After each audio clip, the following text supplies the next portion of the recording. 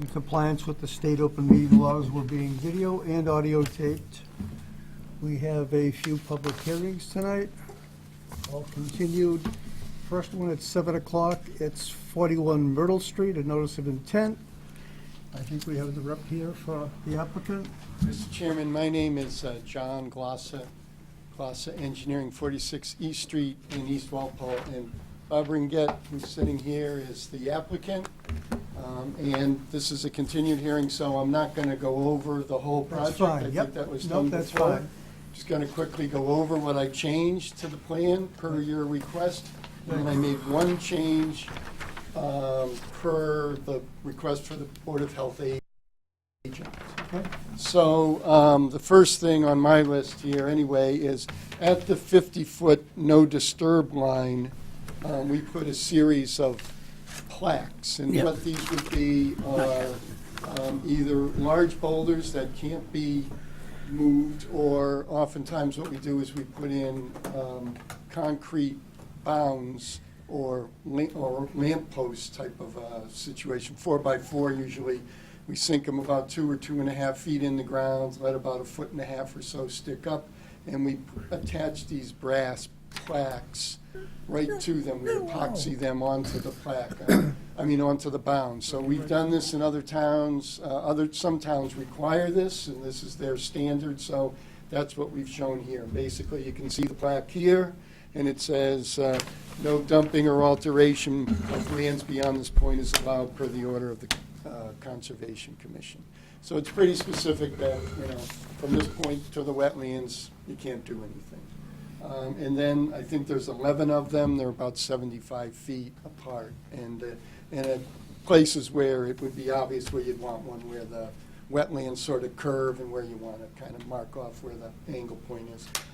The other thing we did is you asked that the driveway, which we had originally shown as gravel, be a bituminous concrete driveway. So we showed that. And then the other thing is, and as you know, I wasn't here, but the person who was here, Karen Skinner-Catroni, who's the person who flagged the wetlands, said that someone or you wanted the driveway to be pitched away from the wetlands. That was the comment. That was the comment. So the thing about that is that water's going to end up in the wetlands anyway, right? If you think about it, because if we turn it this way, then it's all just going to run by the side of the house and end up down in the wetlands. And you're actually going to concentrate it all in one sort of flow of water. So our normal treatment for something like this is to put in what's called an infiltration trench.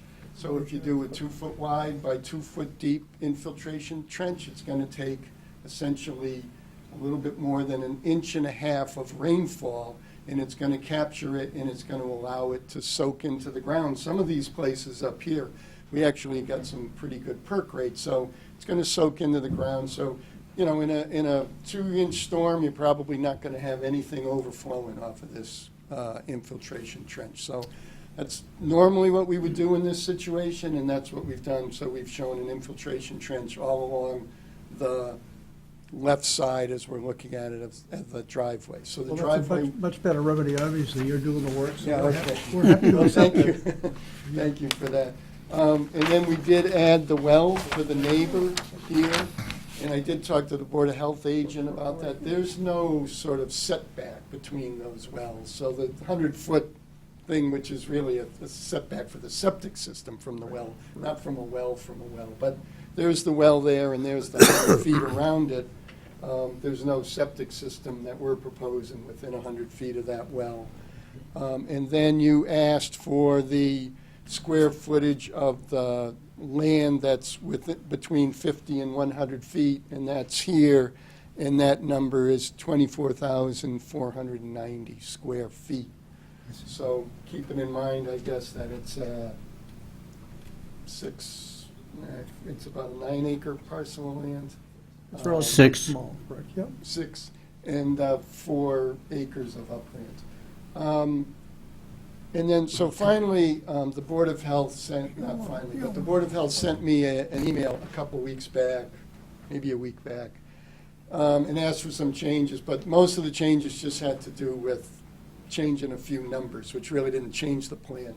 But what did change the plan, and it was something they caught us, or Wade caught us on, is we had the septic tank and the pump chamber up here, but that's actually a little bit uphill from the building.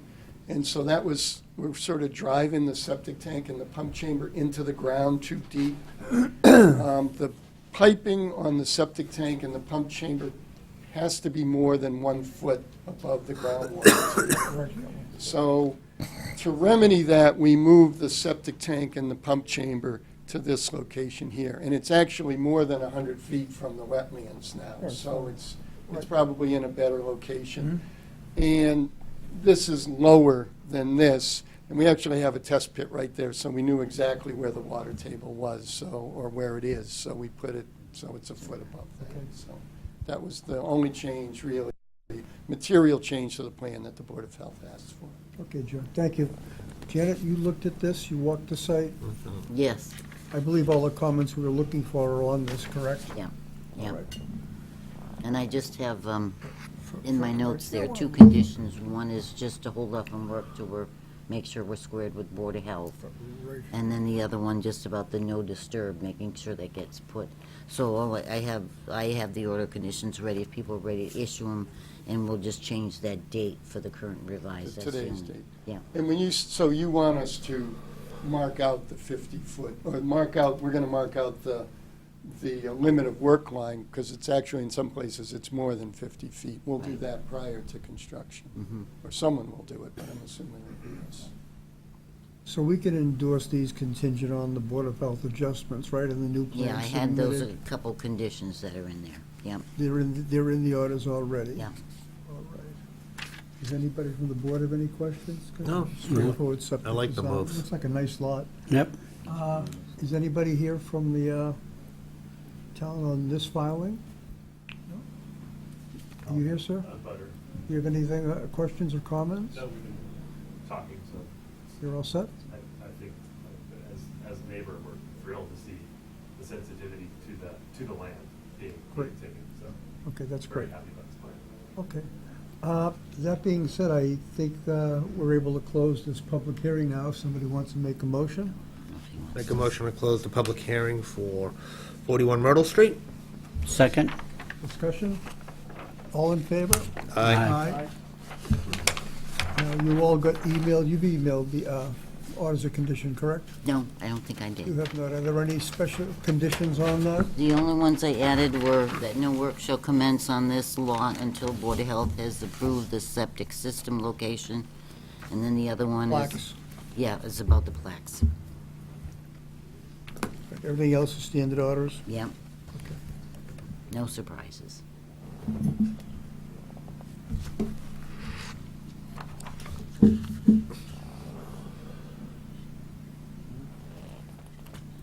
All right. That being said, does somebody want to make a motion to approve the orders of condition for this? Make a motion to approve the orders of condition for 41 Myrtle Street with added conditions. Second? Discussion? All in favor? Aye. Aye. Thank you, Mr. Chairman. You're welcome. You can come tomorrow. Let them know you can come tomorrow, say after 10, and they've got to record I don't think we signed this. before I they think we start just work. signed it. You know, they might hold Sign off the with front Board of page. Health. Okay, I'm going to skip it to Thank you. Jim and then... 7:12. Good night, guys. Take care.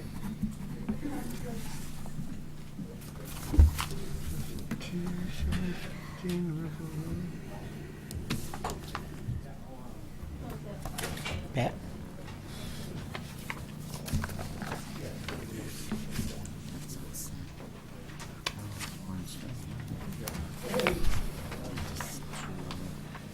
Okay.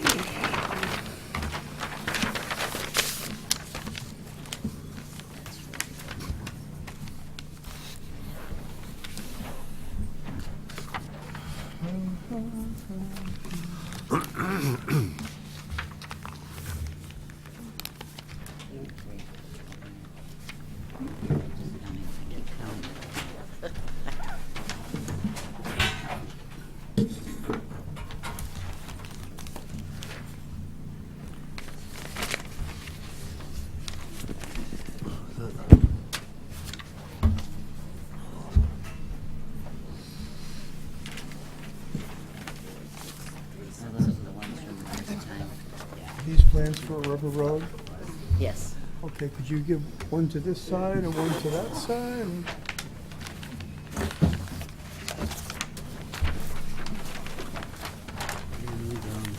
Do you have one? One right here. Just want to check the date, I don't think it's changed. The plans haven't changed since you emailed it, right? No. Okay, Should have the plan date, 2/20/18. okay, so you guys have one and I have one. I think that's- This here is the response. You have, Oh, yeah. there's the North response. Well, there's the North review. This came first, and then those are the North comments. Since the last meeting, there's been 3 rounds of peer review letters from Lenore. We still have a couple minutes before we start. Nice. Well, we're all set. Oh, all right, I'm sorry. Yeah, Southern Road. Yeah. All right, I am going to continue on with the public hearing for River Road. See, the applicant is here. Good evening, Scott Goddard, Goddard Consulting.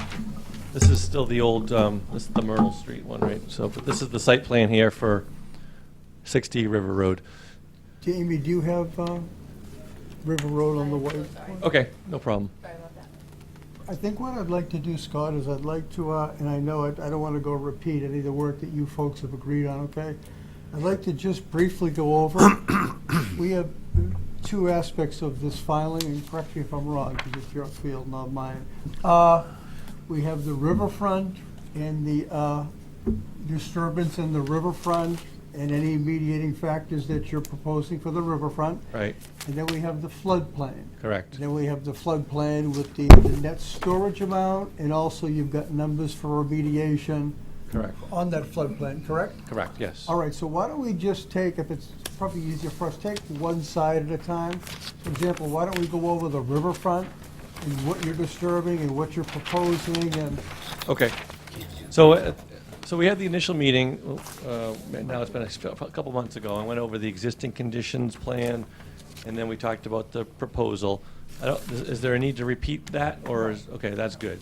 And then, but that was the only hearing we've had so far. That was a very brief meeting. And then, since then, you had engaged Lenore to review this, and there has been a series of peer review letters. The first one was dated from Wetland Strategies, Inc., December 6th, 2017. And then there was a response from my office dated December 13th. Then there was a follow-up from Lenore dated January 10th, and a follow-up from me dated February 9th. And the most recent and final one was a letter from Lenore dated February 26th, 2018, and a subsequent response from me with a date of March 5th. So all of that happened. We have one more on March There's 7th. one more from Lenore. One more from Lenore on March 7th. Ah, well, I don't have that one then. Okay. So is there a copy of that I'm one? gonna have, around? yeah, now I'll have Lenore go over that once That I can you take a finish look your at. thing, Yeah, okay? is there But a- we'll get you a copy. Perfect. Understand 2 Town Hall was closed yesterday? Yep, because of the no, storm. understood. So, the 4th peer review letter, so there we go. We'll take this one live. Yeah, so rather than recount all of these letters back and forth, I assume that you had them and can look them over yourselves, right? Unless you want to go through them? No, that's okay. Okay, so the first issue was about riverfront. Right, so the Charles River edge is here. The entire site's within the 200-foot riparian zone, which goes all the way into the street. So we have to basically demonstrate standards under 310 CMR 10.585, which is the redevelopment standards. And we have outlined that in our analysis. I believe there's agreement, unless there's something different in this letter from Lenore. Ultimately, we are increasing the amount of naturalized buffer / riverfront area on the site. So we're taking areas that are either lawn, so in this particular case right here, that's current, lawn that we're restoring into forested. And we're also removing piles of debris. There's a glass dump, a tire dump, and concrete pads in along here, the existing structure, a number of concrete pads, and all this gravel driveway that's in this area, and the shed that's right over in here. So we're taking all of these degraded surfaces out. We're replacing them with other degraded surfaces, but less square footage wise. And we have the tallies on the plan so that we are creating a net decrease in degraded on the site with a riverfront of 1,124 square feet. Okay, so we're gonna have a more naturalized riverfront. And we're doing it in locations that are closer to the river than the work. So in other words, these, like for example, these debris piles and these concrete pads back in here, they're close to the river. So with the areas that we're focusing on the restoration is closer to the river. Ultimately, under the 310 CMR 10.585, you're supposed to say, hey, look, are we making the riverfront area better? Okay, and the way that we're making it better is by showing these increased naturalized areas at distances further from the river. So we meet all the standards of 310 CMR 10.585, which is the redevelopment standards of riverfront. And we're also, the other things we're doing, obviously, we're going from a failed septic system to a Title V compliant septic system. That's also another benefit. So there's multiple reasons why we're, improving the riverfront area on the site. Okay. Any questions on the riverfront part of this? Jim? Yes, sir. I have concern that you're taking into effect property that's not yours. The degraded area that you, in the shed, I think it is, that isn't within your property line. And I don't think we can accept those for calculations, can we, for this lot? Yeah, we can and we should, right? Because one of the reasons when you look at mitigation for riverfront, we're interested in the protection of the river. Right. So whether you are able to find that mitigation on-site or off-site, okay, we're mitigating for the impacts of the project. So we have permission from that property owner to make those improvements, and ultimately we're improving the entire area of the riverfront within the same reach. We did check on that before, and Lenore said that That's okay? that is okay, because it's all about the riverfront, and they did send, Scott did send legal language showing that he has permission to go on that site and to clean up, Okay. as he said, which is another part of the whole Correct. task also. Okay. Okay, so that would be okay then. The second part I have is this floating dock. Do we want to have that as consideration at this point? Because isn't that a separate issue? I think we'll hold that off until the end. Okay. All right. Anybody else questions on the riverfront aspect? Yes, Jim? Question on the square footage on the, what's considered the existing driveway. Okay, I've been out to the site. Yep. After we had our last meeting, right. and don't feel that there's anywhere near that amount of square footage of impacted soil that would be considered a driveway. That there was grass growing pretty much throughout the site. There was more grass in some spots than others, which would have been easily affected by more fertilizer in one area than per another. Sure. And maybe more compacted soil, which, would have been for the sparse grass, but not a degraded gravel or a degraded driveway that would be of that size. So what we did It was, looked like the degraded part was almost you had a large square footage for an old driveway. yeah, so this plan here shows the existing conditions of the property, okay? And what we did is did soil digging throughout here to identify the edge of it with the surveyor. And we submitted information, and this was a question that came up with Lenore as well. So when you dig in these areas here, you clearly go through a weedy grass, right? And then you go through a topsoil and you have a subsoil, even though the site's been graded in the past. But when you go in this area, clearly there's a gravel path that drives, where vehicles have typically gone back down here. And when you dig in here, there's no topsoil. You have some like weedy, crabgrassy kind of things growing in that leaf mat at the very, very top that's starting to decompose. But you go into a placed gravel compacted material that's not a topsoil and not a subsoil. So it Well, that can't, would be- it can't, you know, so absence of a topsoil is what the regulations have us look for there. So somebody at some point built this gravel driveway to come in here, access this concrete pad, access the side of the house over here, and access the river through here. So there was a high amount, and that's the width of the opening right there from the street. So, you know, it all kind of lines up, right, where you have the street opening here to here, and this was some kind of enclosed structure that it probably parked lawn equipment or farm equipment or something, or maybe a car. And clearly there was access that was got down here to the river. It looks like this portion used to be landscaped as an old beach or riverside area, out in here. So it makes sense. I mean, believe me, arguably it looked like it even could have gone over to this concrete pad and tied right into the house. We only marked the areas that were really gravel. You know, and we didn't try to make it as big as possible. It's just what is there. You know, and so I submitted pictures to the commission that it's a gravel, non-topsoil condition within what we have marked here. And I could take you in the field and show you that. No, I'm familiar with soils, Yeah. and, you know, I was looking at the site. There's difference, you know, someone in the grassy area dumping topsoil over the top of the pre-existing conditions of that whole entire area, and then somebody putting some gravel down at some point in time.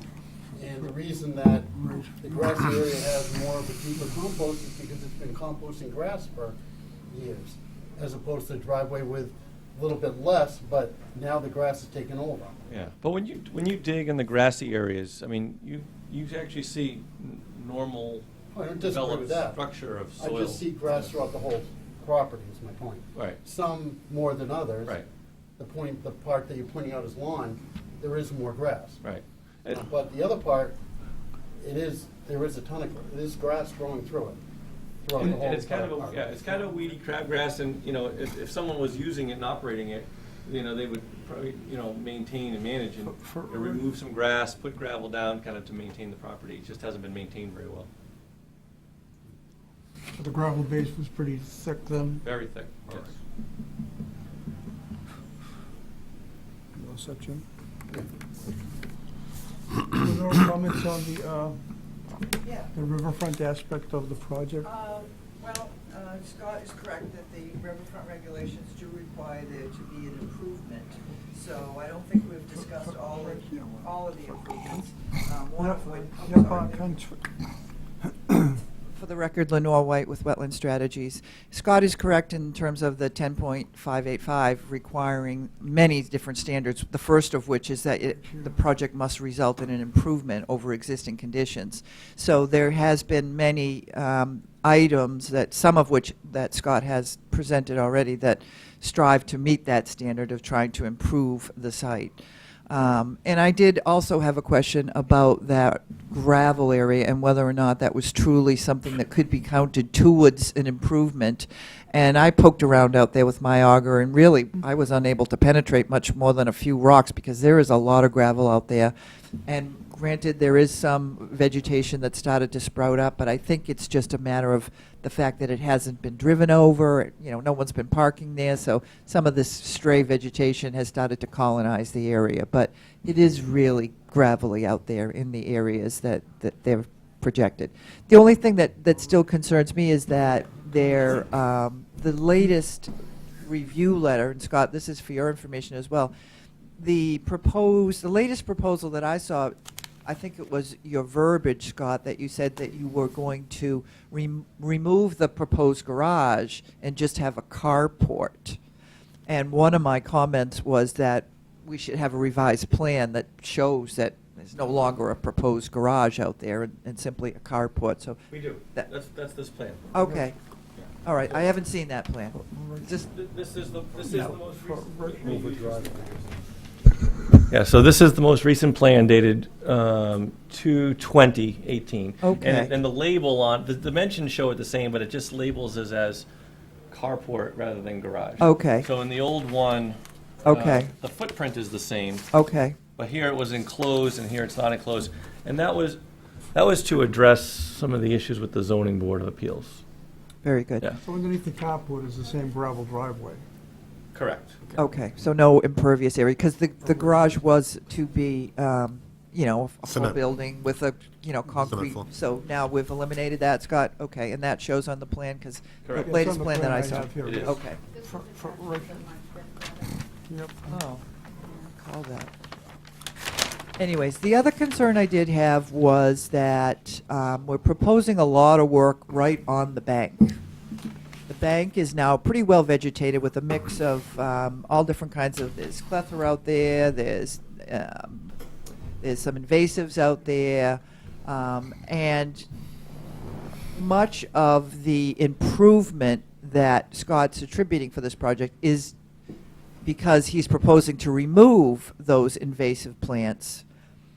And the replacement hasn't really been talked about that much, and that was one of my concerns, was that once we start removing pretty much all of that vegetation that's out there, in some cases pulling it out by the roots, that bank is going to become very unstable, or it certainly has the potential to, and erode and cause problems in the river. So I was concerned about that, and I had suggested in my most recent memo that the commission, should they opt to go forward with this project, would be to condition that activity, much like your conditions in your bylaw that talk about the different standards when you're doing a replication project. Now, granted, this is not a replication project, it's removal of some, vegetation and replacement with others, but I thought that that aspect of the project needed more conditioning. So I've recommended that you incorporate those, conditions that are in your bylaw into any subsequent order of conditions, because that is a big I'm component glad of the Lenore brought project. this up, because this did come up in her letters and is mentioned again in the most recent letter. So what this area right in here, which is the slope that goes down toward the river, is currently vegetated, and it's a mix of native and non-native species in this area.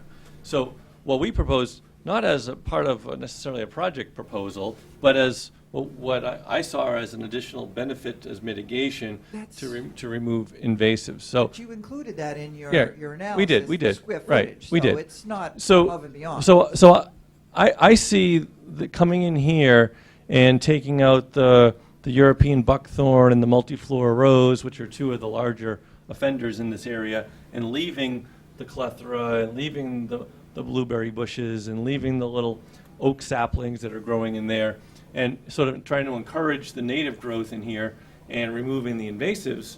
I see that as a plus to the Charles River. Lenore thought that we might end up leaving some sparsity in one of her prior reviews. So what I did is I updated the invasive species management plan to include an assessment post-removal of invasives. I don't think, by the way, this is heavily vegetated with natives, right? So selective removal of invasives in there, I don't think is going to leave it barren, right? It will thin it out to allow for the natives to continue to grow healthier. But if post-removal of invasives we had any barren spots, we would supplement that with additional native plantings. Do these That's- invasive have a chance to go in the river?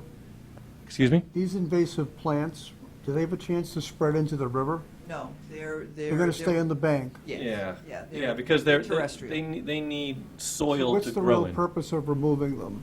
Well, the way I saw it, Scott, and correct me if I'm wrong, was that it's like 1,800 square feet Yeah. of, bank, and Scott, my review was like, okay, well, you're using this towards your argument for improving the site. So I said, oh, okay, that's fine. But, the proposal from your number, Scott, was like over 100 shrubs or things to be taken out with no number of plants to replace it. So to me, that's like, wait a minute, we need we need a better plan here. Do you suggest just leaving it as it is? I thought that that would be fine, but, you know, I mean, this is the proposal that came forward, was to use this as part of mitigation. I have one question. If we do remove these, aren't they just gonna grow back? Aren't they on either side of this property Yeah, anyway? that's what I'm thinking. They're So just gonna- unless they're just gonna allowed to hang out all the reinvade. time, That was a concern as well, which is why I Oh, said, that. you gotta replant something. You can't just take them out and, you know, But I mean, they're gonna grow back. I mean, you'd have to do the bank all the way around the lake. I think we might be better just leaving the bank as it is. Yeah, if that's the desire of the commission, I mean, a lot of towns, you know, are very much in favor of trying to manage invasives, right? I understand. Take out the undesirables and put in more What's desirables. the negative effect of these invasive species if they're mixed in with the natural species? What effect do they have? Well, over time, they tend to. Will they overtake? They sort of tend to colonize in such density that it sort of suppresses the growth of the native plants. But the that fact of the don't grow matter as is, well, aggressive. this has been there for years untouched, and there's still got a substantial amount of native species there. Mm-hmm. You would think that over the years, this was just left alone. If they were gonna start to take over, they probably would have done it to a bigger extent. Mm-hmm. And as you know, you take out these invasive things, you're gonna going back for a number of periods to remove them after they spread, especially if they're on either side. Sure. So I don't know what the rest of you I folks don't, think. I don't think see that- this as a hill to die on, you know, I mean, I Yeah, thought I was, you okay. know, support. I could see your appreciate that, intent. but- Yeah. It's just that, I mean, when you think about it, that it's gonna come in from either side and they're gonna grow back in 3 years. I think we might be best just leaving that the way it is natural. That's fine. If the commission would like to it? condition that to not be part of the approval, that's fine. the only question I have about that is because we're using that as an offset, we're using about 800. Calculations have to be redone. Oh, wait a Let's second, look, how- at you know, Scott, maybe you can just sort of, you know, it's about 1,800 square feet, and you have, I mean, Yeah, but we don't count that as part of the degraded analysis. So the degraded. but you included it as part of your improvements. It's discussed as additional improvements, but I- it's not part of, overall, we're still handling all the degraded stuff. That was not considered a degraded area. No, it's not a Because degraded area, but Yeah. where it matters is because under the redevelopment, Yeah. you can't exceed the square footage. In other words, you got so much square footage Right. that you're allowed. So we satisfy that on its own merits outside of this. My view of this was above and beyond. I need to look at that because that's not my recollection, quite frankly. I'm not saying, Yeah, no, you know what the I mean? number- the To me, it numbers, was like yeah. that was part and The parcel. numbers are all of- right here. So existing conditions, is just house with features, concrete pads, gravel drive, shed, and off-site dumping areas. That's it for existing. That's for degraded. Yep, for degraded. That's a different number under the regulations from how much you're allowed to develop on the lot. In other words, you know, you get so much square footage because so much square footage has been developed already. That's redevelopment, that's not degraded. Understood. Redevelopment says, okay, you get that same square footage. Right. If you want to go above that, you have to provide mitigation for that. Right. So So- that's where I'm questioning the numbers. So I'm confident we're good there, because that was only considered as a little kicker above to say, here's something else good we can do on the property. But it wasn't taking credit for it to accommodate for something else proposed. I'm certain of that. Okay, well, Yeah. that was my read on it. I'll have to go back and take a look Yeah, at that. to me, it's not a real big thing. We're offering to do it, and the numbers would be the same as they are, and we think it's a benefit to leave it where the offer was there, and the number is somewhat small. I think that, myself, I think that we could probably Yeah. let that one go and leave things the way they are. Do you want to talk about floodplain? Next, yes. Yeah. So for floodplain, the numbers are summarized down in the corner of your sheet. So what you have there is the amount of flooded waters, okay, that are taken up on the property by existing various features on the property. And we have the entire properties in the floodplain, okay? So in a 100-year storm, this whole site's underwater, all the way up to into River Road, right? That's the condition that is is currently dealt with. So the area down here, okay, this 3955 is the amount of floodwaters that can currently store on the site. And the 5360 cubic feet is the amount of floodwaters that will be able to be stored on the site after construction. Okay, so in other words, we're gaining about 1,400-ish cubic feet of storage of water on the property by bringing the grades down, allowing water to go under the building. What is the floor of the crawl space? Is it dirt or is it cement? Right now? What's it gonna be in this plan? It doesn't say here. Oh, it would probably be, it would probably be concrete. So it's concrete, then you don't have any storage capacity because it's impervious, correct? No, but we have floodgates all on the bottom of it. Yeah, but what does that do to help the impervious area? Well, It won't suck the water in. the purpose of this isn't about impervious versus pervious. The purpose of this is about Accepting when- floodplain. when Charles River comes to its flood stage, that water moves horizontally. This isn't about infiltration into the soil, right? And so the water then would be able to flow from the river onto the property, and then when it recedes, it could come back into the river. So that's the idea there. So you're supposed to make sure that you don't reduce the amount of storage on the site. You have to keep it the same, or in our case, increase the storage availability on the site so it reduces downstream flooding. So where are these gates in the foundation? Where are the flood gates? Well, so the carport's completely open, right? And then the gates, this has flood openings all around the perimeter. In fact, one of the things that Lenore requested several times, and we sort of resisted it through the. Well, rain's gonna come from times different review. aspects, and of course, I think there's a little bit of science involved in where these gates are, will accept the water from what area. Right. Is that accommodated? Are there a lot of these gates? The idea is that you're not supposed to restrict the movement of water, right? So that the water can move and move. When the water comes up, it can come across the property. When the water recedes, it can go back down the property. And it can do that in this particular case. with So I this don't new- see any gates shown on this plan. Not on that plan, but there was a detailed plan per Lenore's request. All right, let's take a look at that. Foundation plan. Where's that foundation? Yeah, where is that? Yeah, Cal, Mr. Can you find me that foundation? March 2nd? Mr. Weddleton, that's exactly right. What I said was, wait a minute, I need to see what the foundation's gonna look like, because I need to know there's gonna be that flood storage. So I asked for a foundation plan, which has now been prepared by a So registered. basically, we have 128 feet of linear wall. So how many linear feet of floodgates do we have? There is a plan that shows, It was in the packet. Oh, there it is on the wall. Okay, good. So So where are the gates? we have openings, openings, openings, openings, openings around the structure. And do you So see it- that, do you see that working? yeah, I mean, that's Really? standard practice for, So Scott is water right. is all gonna find its way over a 38-foot area into, what's in the front, one gate? So FEMA has Right.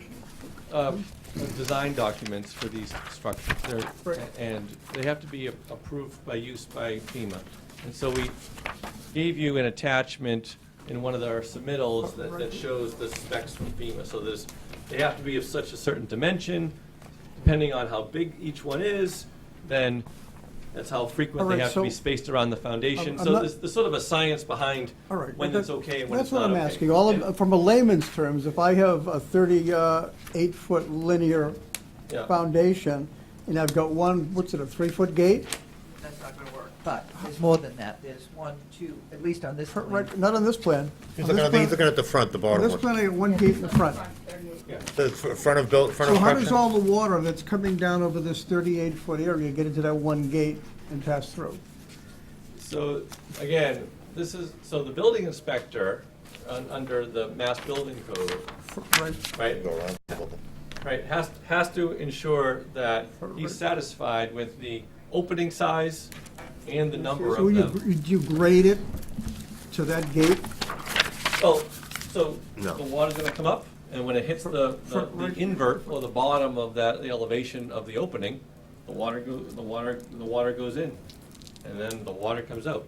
On the inside, you gotta make it so that the water can come out freely, right? So that you don't get an entrapment of water in All right, your well, foundation. if that's an established science, I'm not gonna argue with it. It just doesn't seem Yeah. realistic that all that water and, But the good news here is that we're taking the 2 inch foundation of this rainfall. house now and lifting it up, right, I right? So understand, that the right. house doesn't get flooded. No, I understand Yeah. all that. I just Right. had trouble I mean, following the science, that's all. The way I see it, I'm retrieving the water back into the river. What doesn't go in the gate goes around the house. That's right. And flows back into the river eventually that when is the flood correct. recedes. Okay. That is correct. And As I long as think, the bit larger point is here, there's an existing structure on this lot, and that is taking up capacity. That's taking up flood storage volume. And by taking that house down and putting this house in, you're increasing the flood storage volume because that house doesn't have any of these holes. Exactly. So this new house is now gonna allow the water to collect, build up, so it's providing flood storage, whereas the existing house, there's no flood storage provided by that structure. Basically enough, it sounds common sense. All right, as long as it works, as I said, I'm not gonna debate it. Just from a layman point, it looks like it's not all gonna fit there when you have a 2-inch rainfall. But if that works, then that's fine. And guess what? You're gonna need flood insurance for the rest of your life on this property. All right, what else on the floodplain? These are your numbers, this is That's your it. excess? You've checked all this out, Lenore? Janet, you've seen this plan, correct? Yes. And the other tricky part about it is you actually have to have your volumes match incrementally at 1-foot increments, right? So you can't fill flood storage here and give it back up here. It has to, at each incremental foot, it has to meet it. So that's why it's broken down here into the increments, so you That can see makes sense. that it satisfies that. Yeah. Okay. Janet, you are all set with us so far here on this? Any So questions? far, we're Any still questions? Going along? We're going over the 2 aspects of this filing. The floodplain and the riverfront, the Okay, plus and minuses. okay. Any questions on him netting out the plus and minuses so this works? No, so far, so good. I personally would like one more square right behind your back there. You've got 2 on the side, 1 on Right the other. here? Yeah, Yeah, and the building inspector may call for that too. So, that's gonna be really up to the building inspector. Well, he said that was based on FEMA, a FEMA regulation plan anyway, right? Regulation, they set the number of them based on the size of the openings. All right, then as I said, I think that No, we I- could, that's science and that's established law, so I have no problem with I've done that. it on projects. What's that? I've done those on All right. things. Just As for long fun. as there's an opening in and out of it, I don't think that 3 or 4 of them is gonna make a big difference. Well, it just seems because odd, you flood's got gonna 2 take on the time to back. recede. There's 4 altogether. 1, 2, 3, 4, 5. Yeah, Enough so, said. main one and then the 4 others. All right. Are you all set, Scott, with your I'm good. presentation? Yep. Lenore, what comments, Scott's read your brief 2 comments, one we've discussed. Right. Uh, Mr. Chairman, that was my 2 comments. One was about the bank issue, and the other was about the revised plan. So Right, my right. comments have been satisfied. All right, super. Any questions from the board on this? I do not have any. Any questions? From the agent? Scott? Yes. Okay. No, and it's difficult because for where the building is versus what you want to do here. But, so while we're all here, I thought you weren't supposed to be going closer to the river, but your whole deck in the back is all closer to the river. Right, so we have existing degraded surfaces even closer than that though, right? So we have Not for the house. Well, but we don't break it. We're not Yeah. breaking it down that way. We're just saying overall impacts to the site. But I thought you weren't supposed to go closer to the river. Right, so if you look, the house is not the closest impact zone to the river right now. The house is right here. We have all this, okay, concrete coming out, this gravel coming out, this huge glass dump, tire dump over here coming out. Those are closer to the river. So we're actually pulling it back. So even though, yeah, the house, look at the house, right? So it's kind of an Yeah. awkward kind of situation. The house is going back a little bit, but this is a little closer, but this is further back. We have to be no closer than these points. Here we're right up to the riverbank. So, Right. so we do satisfy that. Yeah, I know. I would agree that, there are. Forwarded. That's, yeah. Okay. All right. Gap again. In the back. Thank you. No, right there, you're good. Way in the back, right-hand corner. I hate this. The pipe, let's pipe. talk about that pipe. Yes, there's a mystery pipe. There is a mystery pipe there. So the engineer and surveyor, best guess is that these catch basins from the street Yep, appear that they go through a culvert right. and discharge right at the edge of the Charles River. But, There's no town easement across here or drainage easement, so there's no record within any of the town records as to what is the deal with this pipe. but did you kind of go over that edge because you were curious and go look at that? Excuse me? I don't understand. Did you go through all your invasive species and everything and kind of go down that edge to go look at Yeah, that? I looked at the pipe. yeah. All right, so what's with the metal handle up on the top?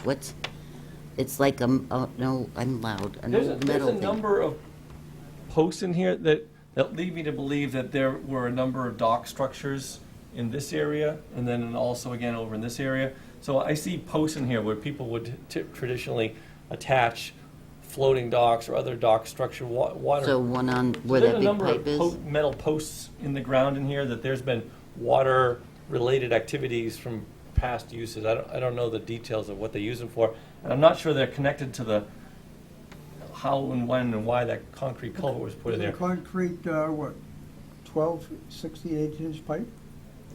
It's a big one, it's a big one. So it's probably a drainage pipe they directly discharged years ago? Yeah, and I'm pretty sure it's tied into this, to this. It and looks that like it lines Yeah. up. No easement. The town should probably have an easement for it, you know? It looks like a town. Right, yeah, right. It looks like a town. But also, on one of your plans, you were talking about scooping out the soils over there. Yeah, as part of the flood mitigation. That's Well, I further- know, but we don't know if there's a pipe there or whatever else, and will that water end up going on the neighbor's property? There's not a lot of play there for No, so flood. this is a high spot right here, so it's just flattening out a little bit of the grade in here. You know, I mean, we can discuss with DPW, you know, we checked all their records, town engineering, DPW, they don't have any record of, Yeah, what would be nice, we think, they can probably determine whether it's coming from the street basin. yeah. It'd be nice if you could put an easement on that line there, so Mhm. that for the future, if something come up, or if they corrected that direct discharge, which they're supposed to be doing anyway, at least they'd be able to get on that They lane can to do identify it. it and they know Right. it's there. Do you mind putting an Yeah, easement no, on that? I think that would be reasonable, Just so they right? can get Yeah. it right down the road, rather than having them It have a seems- problem and having to It seems appropriate. right. access it. Yeah. Or Just do even if that. a future homeowner wants to do something, you don't want them getting into this whole Right. structure that. No, is- I mean, okay. I think an easement makes sense. Last comment, just finally, you need a Chapter 91 license for that proposed dock. So that should be maybe part of any order of Right. conditions. So that would be, so the Chapter 91 would come typically subsequent to an order, because they like to see, has an order of conditions been issued, please attach it to the application. So for all the Chapter 91 licenses, the order of conditions is just an attachment to that, so they can see So at that least dock is approved by what, the DEP? DEP. All right, that's a Yeah. whole separate process. Yeah, it's a Chapter 91, which is the right to fish, fowl, and navigate. They just want to make sure that that structure isn't going to interfere with anybody's right to Right. fish, fowl, and Does navigate. this commission have any jurisdiction over allowing that process to go forward or not? No, he can apply for it independently and seek, approval. You certainly have the right to say whether or not under your rules and regulations, it's something you want to see. But Yeah. Chapter 91 is a separate authority with a separate process and separate permitting process and fees, and it's all done through DEP. But if he wanted to do it, there's nothing stopping him that he could go apply for the dock and get it. Absolutely. Yeah. Right. He needs to apply. There were docks there when I was a kid, Right, okay. There's tons of dogs, those are the big fish in All there. right. out there all the time. People are out there all the time. And there's indications, there's still a number of metal poles and other things, if you walk along there, that clearly there's been stuff out there in the past. I don't know how, when that is, last That's okay, happened. that's okay. If you could put an easement on that lot line, that would be great, and Yeah. transfer it to the I think that makes a lot of sense. town of Norfolk. Do we have a copy of the letter from the neighbor giving you permission? It was in. Yeah, I read that. it was in Oh, the okay. minutes, No, yeah. just so it's included, so, That's in one of the correspondence from. okay. Correct. I'm just trying to off the top of my head, I'm One sorry. question I have for you, Lenore. What does that do to the neighbor if he wanted to build a building on that site now? Well, the neighbor, it's this very narrow piece of land that abuts this property, and it's owned by some trust. And he can propose to you whatever the heck he wants to propose for you. Scott is proposing to remove some debris that the neighbor actually claimed he, was responsible for. So Scott has approached him, and the neighbor has in writing said, good, happy you're cleaning it up. I think Go they're like an forward." open space private group that is collecting some land in this area to keep it as open space. So Okay. I don't think you'll ever see a proposal for No, my activity. question was, if, say there's 100 square feet there, and you have, 25% you can build on top of the 100? No, I get where you're going, So and. would that restrict him from building, because they've got almost like a little beachfront down there, putting in like a little cabin, a changing cabin and, storage in the future if we allow 60 River Road to Right. utilize that space? Right, Does that right, negate right. him Well, they from wouldn't be able, having they any wouldn't be space? able to do it without coming and filing through Right. us. So we'd have ultimate authority on that. You would have ultimate Either way. authority, Right. and that's something you want to consider, but I think they're really two separate projects. Mhm. In Yeah. the sense that this applicant is proposing to improve the site, okay. right. Now, if the other body, the other person wants to come in and say, well, I want to build something here, you would have the right to say, well, wait a minute, that was part of the improvement. You recognize that, and you permitted that, frankly, in writing. Okay. So, you might be able to say, can't you put it someplace else, or, because that was part of the mitigation. And he's aware of that because he signed off on it, Okay. so. So it should be no surprise. Janet, you all set? Yeah, just real quick, is it gonna be town water? Yeah, there's town water. It's on there. I think it's shown. Right This is the water line right here. Right side. Okay. Water, septic, and you're all set, right, with Board of Septic Health? is approved, right? So, yeah, if you remember when this goes before you a couple of It years goes- ago. yeah, it goes way They had back. proposed to put a 3-bedroom septic system on the property, but the mound became so large, they couldn't satisfy the floodplain storage issues. So this has now been limited to a 2-bedroom, which is what's there currently, and the septic system is as small as a footprint as can be had. Okay, Board of Health, okay. All right, if we're all set, I think we can close this hearing out. First of all, before I close it, Scott, you're still before the ZBA. Yes. If you want us to close the hearing, as you know, we will, knowing that if the ZBA makes any changes, you're here all over again to refile. All right, understood. Would you like us to keep this open until you get the word from the ZBA, and then it could be just a formality of closing it? And I think it'd be best to close it. you want to close Yeah, it? that way they know that you've taken action. All right. Okay. Motion to close the public hearing for River Road? So moved. Second? Second. Discussion? All in favor? Aye. Okay, Thank you very much. we're all set. And Scott, at some point, if you could just send us permission to go over the 21 days, because our next meeting will be in April. Lenore, do you want a copy of Can you send me an email to that effect? Okay. Thank you, Lenore. Thank you, Scott.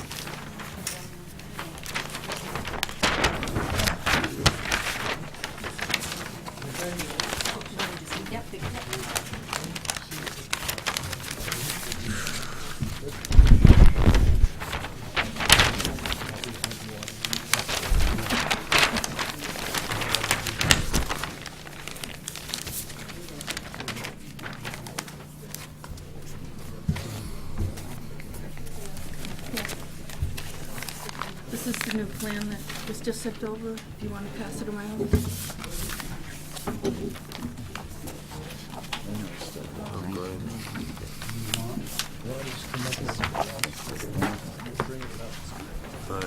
Yeah, to, it's up to the situation. Here you go. Paperwork.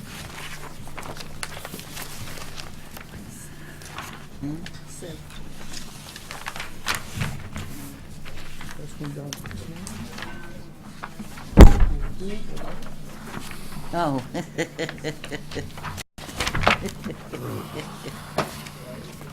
It's okay. Lenore, you want to come and take a seat?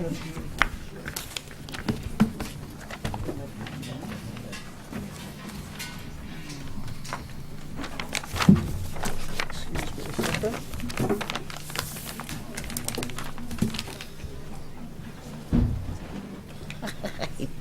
I feel pretty good up here. Comfy chair. Very. Don't put your feet on the desk. We have too many papers here. This is ridiculous.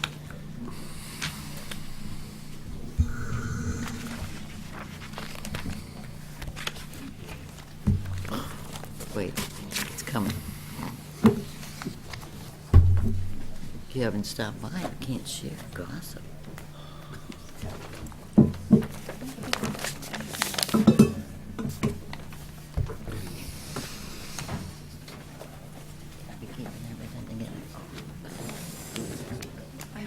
Oh, Lawrence Street, okay, BSC Lawrence Street.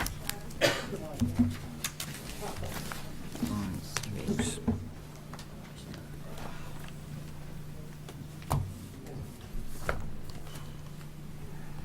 I included 2 letters.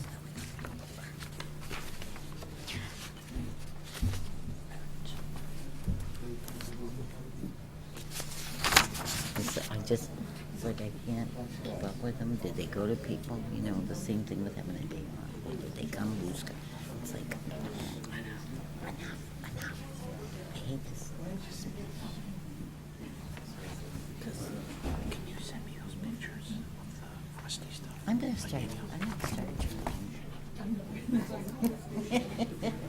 Which one is stuff in the, but not the soil?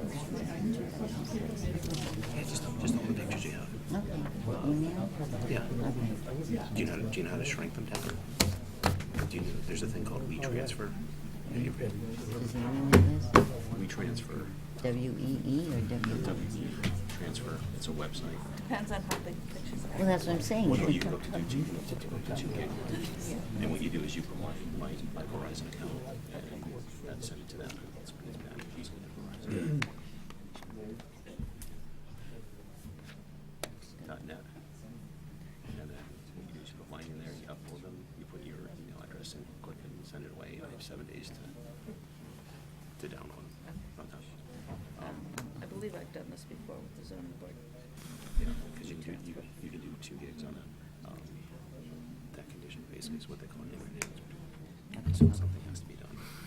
Okay. Not you. Just so you know. Good grief.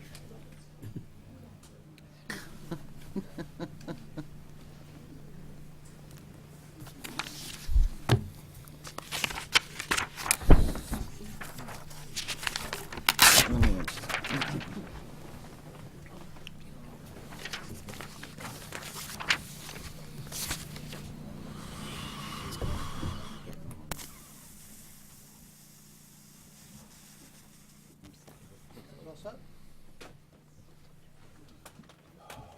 All right, I would like to continue the public hearing. Applicant Town of Norfolk for the proposal of new bridge and widening of Lawrence Street. We have here, Hi, Dan. Is this on? Yeah. Did I? Should be. Hi, Danielle Spicer from Green International Affiliates. We're here as a continuation of the Lawrence Street project. I'm not going to reiterate the whole original description of the project. I'm going to actually just kind of start with what's happened since we left here last month and what we've done. So there were some written comments that were asked to us from the town that we submitted in writing responses to. Shortly after that, February 26th, we actually met on site with the Concom agent and town members to really walk the area for the mitigation for the wildlife habitat and work closely with understanding what needed to be done with that. Subsequently, we submitted a revised wildlife habitat plan to the town, outlining in more detail all the specifics that would be done within this kind of magenta hatched area and addressed any additional comments. So this was the figure that we had shown last time, last month when we were here, showing the different impacts and the right-of-way line. And the only thing that's really been added here is the extent of the wildlife habitat area. So with that, I mean, I'm willing just to open it up to questions to see what You people may guys have. all set? Janet, you have been working on the mitigation, and I think we're to the point where we're almost there, but Almost there. not quite. And I apologize. Some of it came today, I think it was yesterday, and I haven't had a chance to go through it. As far as numbers are, I just don't want this to be overdone. I've seen it done in other places where they just get overplanted, and it's Sure, gone yeah, I beyond think your being- question was, did we actually have too many proposed plants Yeah. that we were proposing to? So we're absolutely willing to minimize that. I mean, we can work with you and just finalizing Super. that number. So I think other than. I mean, it's a if nice you wanna put selection and that- everything. It was just like, oh my goodness. you Yeah, know. so basically, just to give a summary, I mean, this area is about 8,700 square feet, and so we're proposing, you know, to spread the plantings all throughout there. So it's certainly not cutting at all, by any means, but it's just to selectively place for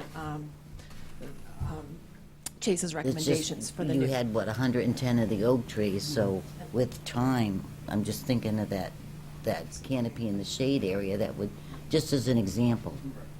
Yeah, so if you would like us to reduce that number, we can just work with you. And to use your knowledge and expertise, because I don't want to say, you know, a certain number, there's a lot of stuff there right now. Sure. And, you know, even just going back out there, there's a lot of Yeah, blue and jays, if you want everybody to yelling at condition me. that to that number being agreed upon with what Just, you want, yeah. that's fine. I just think it's more than what's really needed out there, that's all. But a nice selection and everything, and I think I saw that you're gonna get rid of the thing about making the snags. Did I see that? Thank you very much. Thank you. Thank you. I appreciate that. So it's just a matter of working that out, that's all. That's all I have with that. Well, before as a matter of fact, for this meeting tonight, I don't think I'm going to be taking any questions from the audience. Thank you for all the letters. I thought it was my birthday with all the last-minute letters I got. A lot has transpired in the last 2 days that I would like to inform everybody on, including my board members, your team. I was reviewing the planting area and the back of Lawrence Street Pond, still having a question on why there was an outlet pipe and an inlet pipe going into that pond. That was a question from years ago that still hasn't been answered to my satisfaction. I went into the files and saw a picture of the tail race. And as best I can describe it, it was extremely concerning. I've never seen multicolored water to that extent in my life. I looked at further pictures and I saw soil testing that we have taken in the past 2 weeks that have colors that seem to have oily substances, discoloring, remarkable discoloring. And I start to go on the site and get concerned. So that being said, I contacted one of our wetland scientists who's here tonight, Lenore, from Wetland Strategy. And I had her do some research, and what I got a hold of, and the commission, or me anyway, have never been informed of this. There was an enforcement order on this landfill. As a matter of fact, I never knew about this enforcement order. But the enforcement order had a time deadline of May 17th to comply, or the whole AUL is going to be terminated, and this goes back to an open tier 2 status. The remediation done by the Mann family in 1999 was never completed. A couple of the statements that really concern me about the parts that were completed, one of them talked about no significant risk to human health, which I thought was odd, which means to me there's a risk. Going further, I find out, and I find irony here going over a wetland planting reschedule, because one of the main enforcement orders from the DEP was that there was never done a wetland study on that landfilled area accounting for any of the habitat, the wetland areas, or the wildlife. So the orders of condition that they were under, they never complied with. So this is all coming new to me. So I started to regroup some of our records. And when Mr. Mann filed for an order of condition on this property, perhaps 6, 7 years ago, to me it was a tier 1. They took down the buildings, we looked, we took pictures, a lot of pictures. They were to come back with us because in all of these foundations, after the structures were taken down, there's multiple pipes. Multiple pipes going somewhere, but I'm not sure where. They were to come back and they would remove all these pipes, because my concern was 100 years ago, Town of Norfolk just recently put in regulations for floor drains for hazardous waste with tight tanks to drain. 100 years ago, they never did that. My question to the man at the time, and a question to Tommy from before, the developer there, is where are these pipes going? I don't know whether at that time that these pipes are going to catch basins, in the ground, dry wells, where this stuff was stored. I have no idea. All I know, there's a lot of pipes I cannot account for that are going someplace. So I have lost sort of trust in this whole project. I've talked with the Selectman's office on this. I requested information on other testing outside of the AUL from the applicant, and I got a prefab sentence back that certainly wasn't acceptable. The Selectman, Jack Hathaway, in our short meeting have decided to put this whole bridge project on hold. There is going to be a license. We brought in a licensed site professional, and if you look at the leaching in some of our colorful pictures, these pictures are all available at the Conservation Office. They're public record. There is a leaching come of that AUL that is most disturbing. It's an orangey, yellowy color. It was brought to the attention of the Board of Health agent perhaps 5, 7 years ago, and the building inspector. It was discarded and put aside as an ion release. The fact of the matter is, from the LSP, what they tell me is there is a chemical that's been buried in that AUL that when mixed with groundwater produces an iron-like look and leaches out. Part of the same enforcement order, you learn a lot when you start to go into this stuff. Part of the enforcement order called, because we're leaching in the front. It looks like, whether we're leaching something that's good or bad, we're leaching. And then let's hope it's all benign. But if it's leaching in the front, I would say there's a decent chance it's leaching in the back. And the back is where the Mill River goes.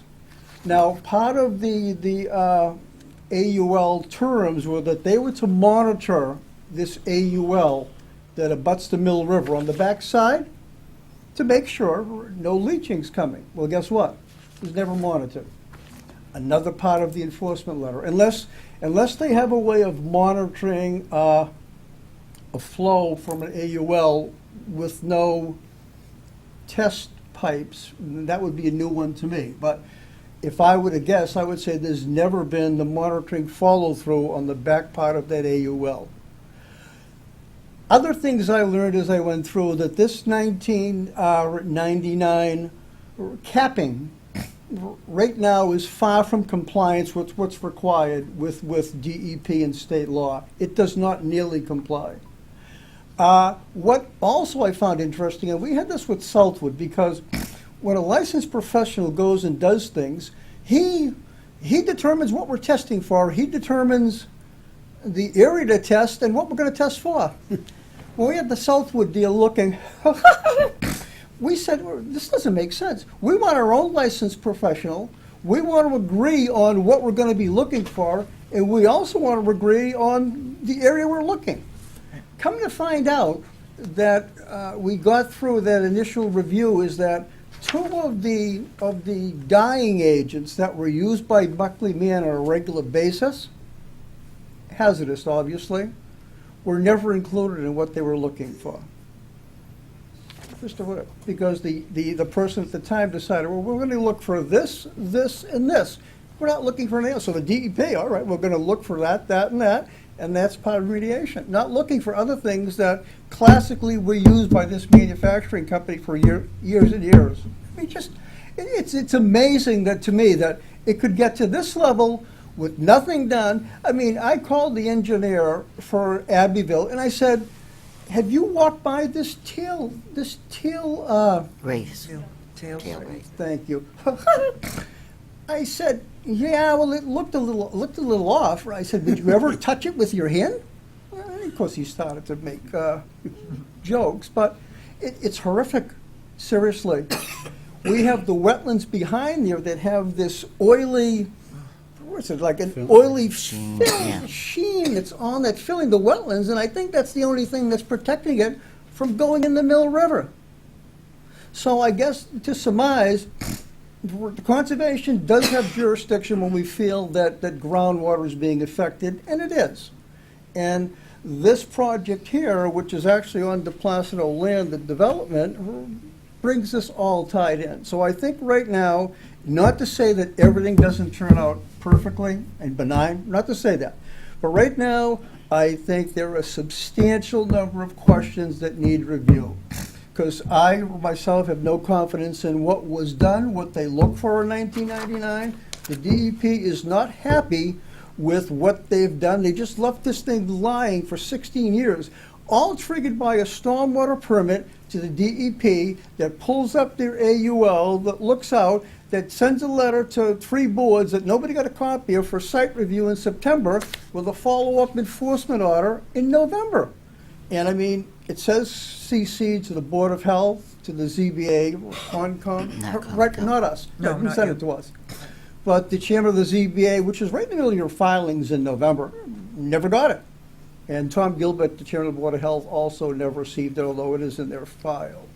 So there's going to be meetings coming along to discuss what's our next step of action. But right now, as far as I think the town administrator and one of the selectmen goes, that they want to put this thing on hold and start to come up with a view to move forward.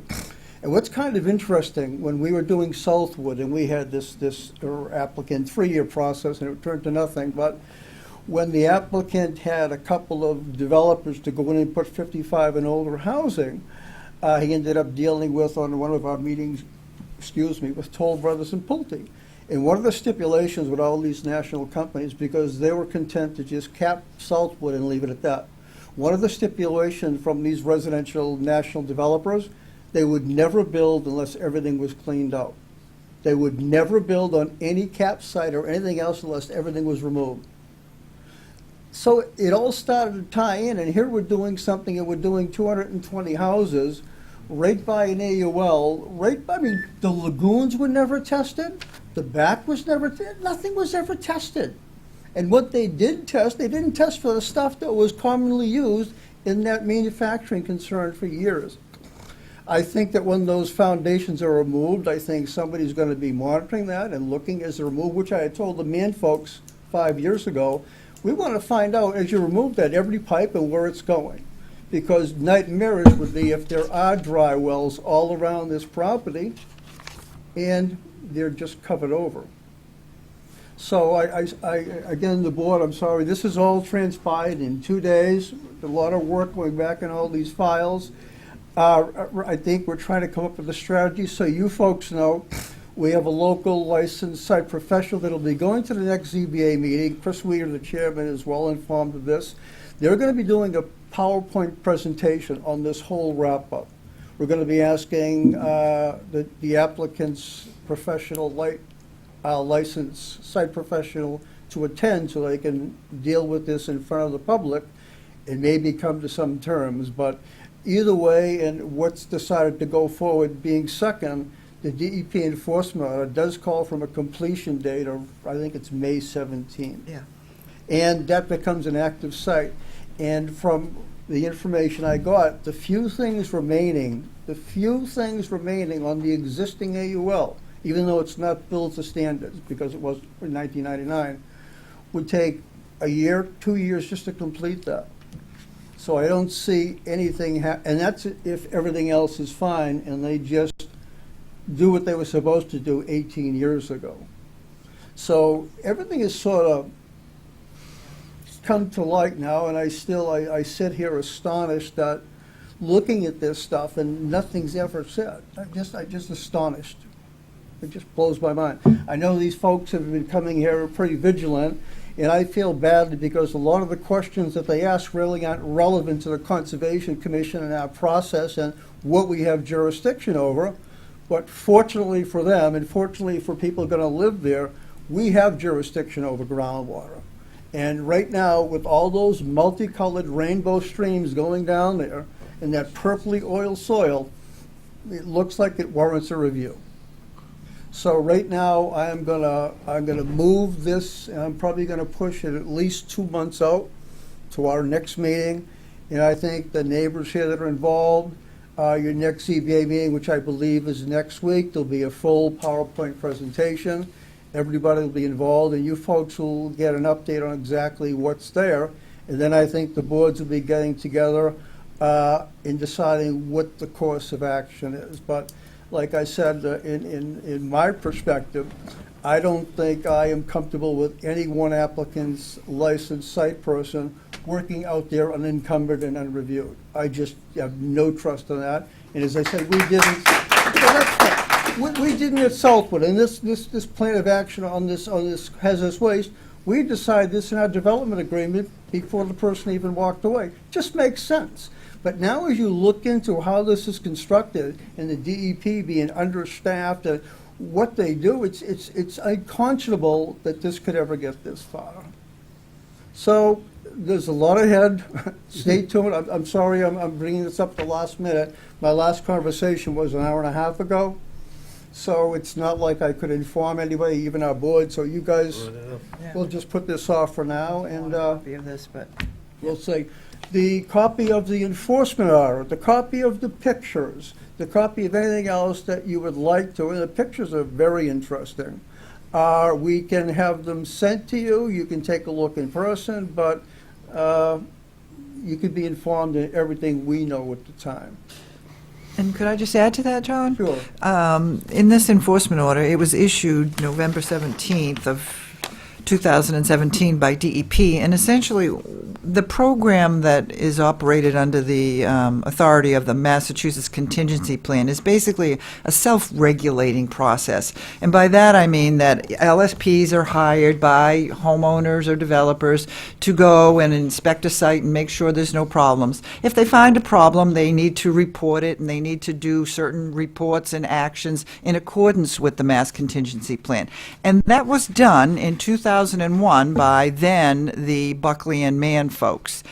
In 2017, many years later, the DEP did an audit, and that's their audits program. And because it's a self-permitting program, DEP occasionally will pick a project and say, let's audit this and make sure that the LSP did it right. And what they found was they did not do it right. What they found was there was an inconsistency in the reporting. There was an inconsistency in how the project or the land was restricted. There was an inconsistency in notice to the homeowner or property owners. There was a findings of high levels of chromium, lead, and zinc, which were not addressed in any kind of a comprehensive way. There was an inconsistency in evaluating the wetlands and water bodies, and there was an inconsistency in a stage 1 environmental screening. So DEP, when they found these inconsistencies, issued this enforcement order saying that you, Mr. Mann, must comply with this enforcement order within 180 days, which is the May 17th deadline. So at that point, DEP will again take a look at this and see that the LSP has done the proper job and has complied with the Mass Contingency Plan. But as it stands right now, there are some serious inconsistencies with the work that was done back in 2001, and DEP has now taken action. No matter what level of mediation we do on this, I understand there are new techniques rather than removing it that are just as effective, but no matter what level of cleaning is done, there'll always be some type of a hazard to human life, let alone they haven't even looked at wetland life or that. And of course, this is compounded because this is in a zone 2, which is our town well is right down the way. It couldn't get much more potentially involved. And it goes unencumbered, and everybody just sits back. And like I said, I have no idea who know what or when, but these are files that have been around. The most current picture was taken 2 weeks ago, and like I said, I suggest you take a look, and I suggest you go to the next ZBA meeting, and you can formulate your questions there. The person giving the presentation is an LSP. He's a town resident. He knows the area. He was the old chairman of the Conservation Commission when this filing was approached by Caldwell Builders back then, and some of these same issues are still around. So that being said, we're gonna, I don't think we need any questions now, right, folks? Or I think you probably heard enough. One comment? Yeah, you would. Yeah, I know. Margaret and Haley, Cranberry Meadow Road. You use that microphone. Yeah, is that on? Yeah. The light's on. Yes. Margaret Haley, Cranberry Meadow Road. Another point of your concern, I was down there last week after these big storms. Typically, Park Street floods whenever we get this sort of rain in the springtime. The water overflows out of Foot Pond onto Park Street. That hasn't been happening. There was 2 pieces of plywood in the dam. Right. They're both sitting in the Mill River now, and that entire area is underwater like it has never been in the past. One of those pipes going into Lawrence Street is designated an outlet pipe, and that outlet pipe goes over across some land by a culvert, and it goes into the tail race part, which we found the soils before the tail race that looked improper, and the tail race looking improper. The other pipe that's probably, I don't know, 10 feet away or so is classified as an inland pipe. And I believe that is coming from the foundations that were all abutting that property, and it just makes me lead to believe that maybe some of the discharge from somewhere in that, the building's activity, right, was coming there. There is a picture of some small little, looks like a guard shack or a shed, probably 10 by 12, and there's pictures of that guard shed that was demolished, without review, and that guard shed had the amount of this discolored greenish, yellowish water, and I'm thinking when this was taken down, that obviously went in the ground. So it's just. You're talking about don't freeze in the winter. All right. When it's, you're talking with, we've all seen them. All right. What? I just wanted to make one comment, if it's okay. Sure.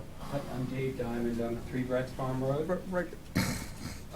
I did also, beyond just groundwater and hazard, there should be assessment, it would be nice to have an assessment, Mr. Chairman, of aquatic life. Yeah. I think a lot of us are familiar with the area, you can't find tadpoles. You can't find That should have been frogs. done 18 years ago. Yeah. As a matter of fact, in one of our reviews, when there was a delineation done on this product, we did notice records of vernal pools that we had down, I think in the vicinity of the tail race area towards the back, with no existing life. Is that correct, Janet? Yeah. Right, nothing. Yeah, And that's, Plants, but no, yeah. nothing Yeah. happened. Species. There's no Right. frogs, there's Right. no fish that can get down towards where the railroad bridge is. And when I say no, I mean, I think a lot of people hike back there and walk Right, on the yeah. streams. That's something to observe. Just a I'll tell you, Mr. suggestion. Diamond, when you had your presentation, which I thought was most professionally done at that last CBA meeting, you had great credibility in my eyes as I was watching this, and that was actually the thing that started me to go back in these files and look, because, and then, I had to just open the first folder to find out, wow. And the more you know, the more astonished you get when you get into some of these fields where you know nothing about. Thank you. So, believe me, this is all gonna be brought up to speed. Good, thank you very So much. anyways, you're welcome. We appreciate All right, it. folks, so we're going to continue this for 2 months from now at 7 o'clock. What date do we have? May 16th at 7 o'clock, a motion to continue. So be it. Second, Second? all in favor? Aye. All right, we're all set. No, that's Give gonna make- us a 3-minute break. Let's shut down. That's the latest. Oh, Good job. did we adjourn? That's all right. No. We're just gonna double check if that's okay before we, Oh. So manufacturing. I don't know. In the end, it That's was what I'm saying.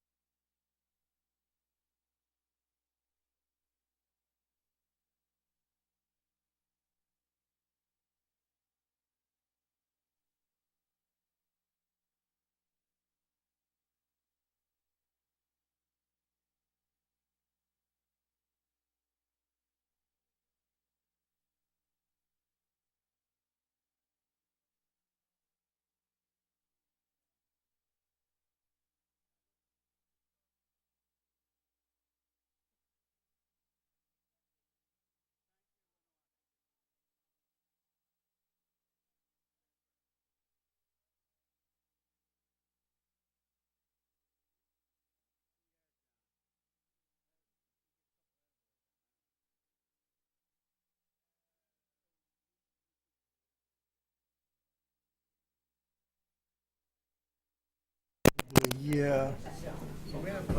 Would never think that a Hey, we on? DEP regulated fund site like that. Hello, folks, we're back. Would be, hey, John, go do what you need to do and just All let right, us know. we're back on. Let us know what you want to test Gentlemen, for. we're back So on. if I know I get this carcinogen, well, let that test for No, that. why would I? It's shocking. Do you think Tom knew? We're back on. Or, We're back on. Yep. Yep. You could do all the tests and then. 2 seconds ago. Okay, Janet, we all set? Janet?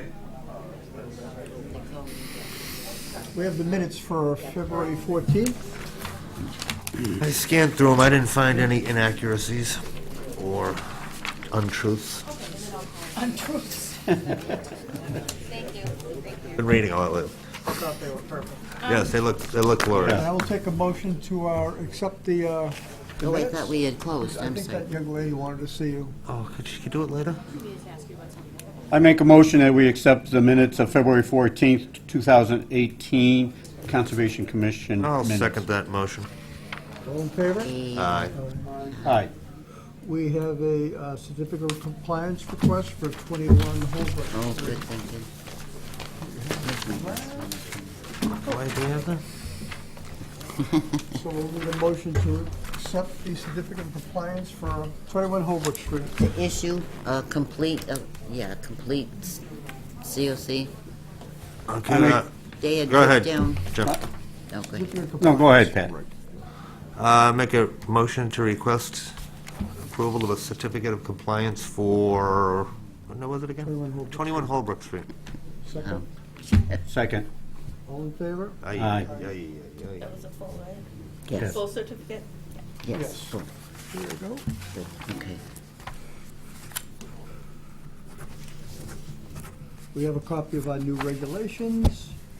We have the annual town report, just coordinating the activity for the past fiscal year. And some information for your reading if you like.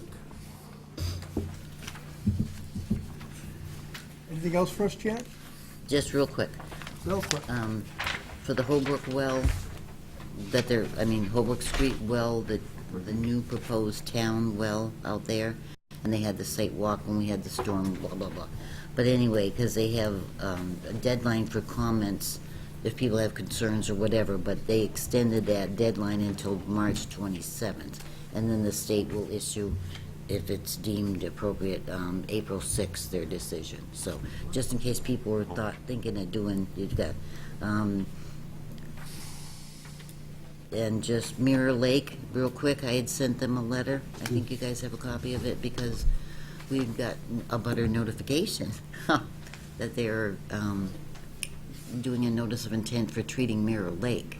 Mirror Lake straddles Brentham and Norfolk, and it's like, I don't want to get into that sibling fight, but, so I talked with the state, and what they're suggesting is that, we request a request for determination, to have the people, whoever are gonna treat the lake, to figure out, how long before those chemicals disperse. Are they coming over to the Norfolk side? Do we need to do a notice of intent, or will everything be gone before it comes to this side? So, it's just, Now, they've done this in the past, correct? I don't know, I believe they have. okay, And so I wonder if we have any history on, I don't know.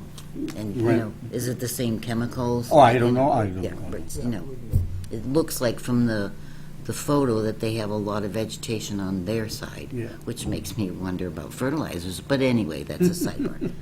But just so, before anything gets done, they just kind of checks. And then the So are last- you contacting Rentham? Yeah, I sent them the letter because whenever March 8th was, they were having their conservation hearings, so just to include that letter with the filing, just so people are aware that we would like that and expect that later on. And just real quick, the appeal of and Tom was out there, but there was someone appealed, one of the abutters appealed our order resource area delineation for 144 Seekonk. So the state, Gary Domain from DEP was out. We did this site walk for who was ever there or allowed to be there.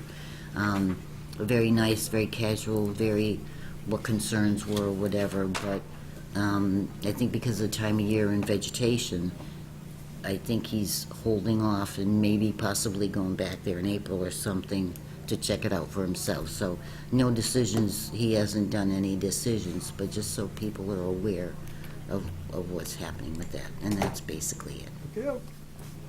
Motion to adjourn. Second. I mean, so moved. All in favor? Aye. All right, we're all set, thank you.